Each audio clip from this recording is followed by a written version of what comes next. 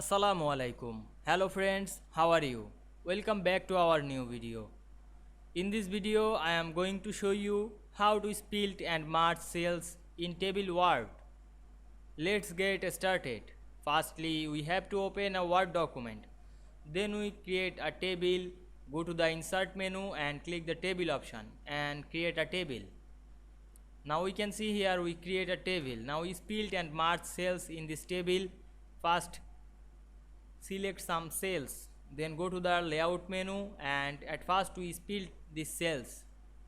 Now we can see here split option. Now we click the split option, then click OK. Now we can see here we split two cells, then we merge two cells. First we select two cells and click the merge cell option. Now we can see here we merge two cells very easily. Now we try some another cells. I hope you enjoyed the video. Please like, comment, share and subscribe my YouTube channel. Thanks for watching.